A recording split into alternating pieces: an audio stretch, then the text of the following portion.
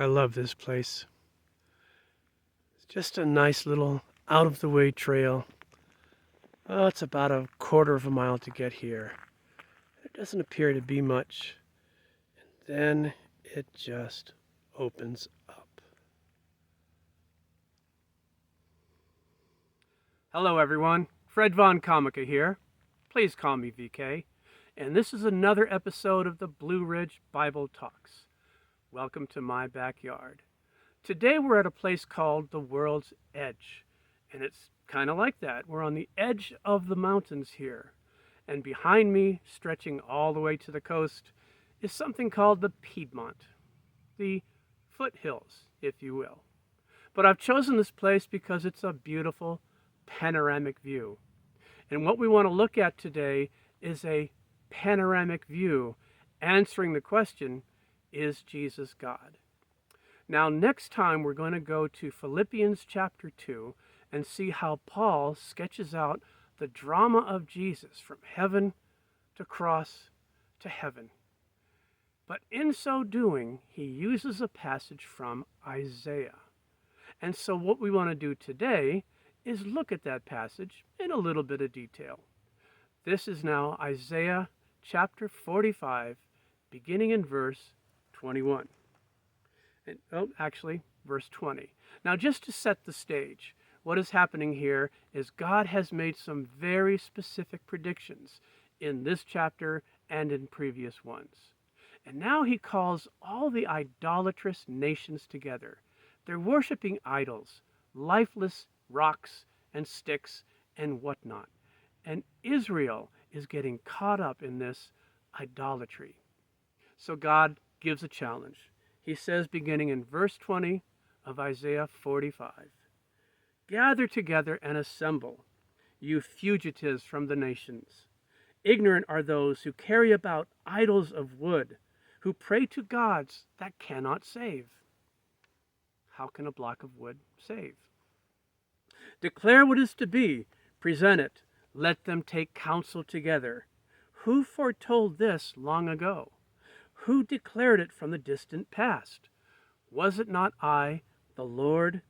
And there is no God apart from me, a righteous God and a Savior." So God is calling people to compare rocks, stones, idols, statues, all of that. Lifeless, deaf, dumb, impotent. And God alone is God. But I want to call attention to a couple things here.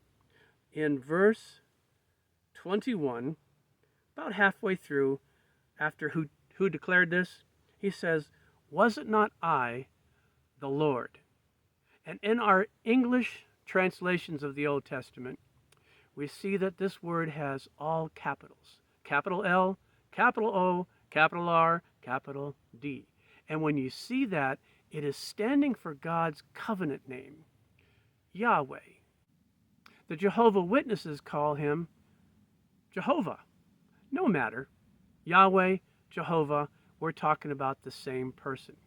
It is, as he says, the only God, a righteous God, a Savior.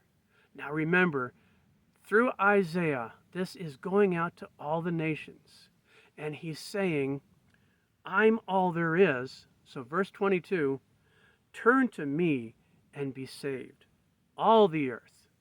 That, by the way, has been God's heart cry ever since the Garden of Eden, and then reinforced to Abraham, that in Abraham and his family, all nations will be blessed.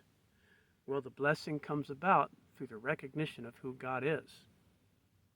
By myself I have sworn, my mouth has uttered in all integrity, a word that will not be revoked.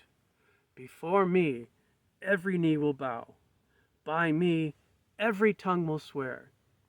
They will say of me, in the Lord, there again, all capitals, in the Lord alone are righteousness and strength. All who have raged against him will come to him and be put to shame. Now this sounds an awful lot like the end time judgment. But in the Lord, all descendants of Israel will be found righteous and will exult. There is, according to Isaiah, a righteousness that comes from knowing the Lord, the only one, the only God, the only Savior.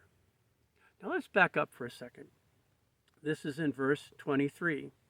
He's sworn this, it's not going to be revoked.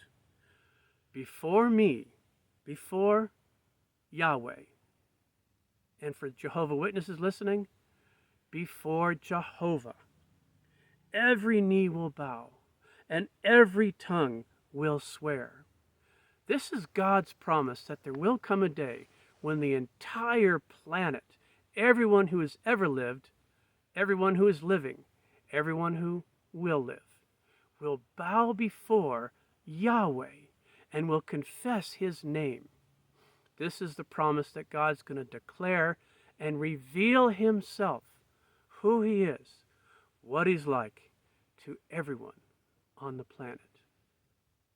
Now, next time, we want to see what the Apostle Paul does with this panoramic view, this nationwide, centuries-long quest to save everybody. We'll see you next time.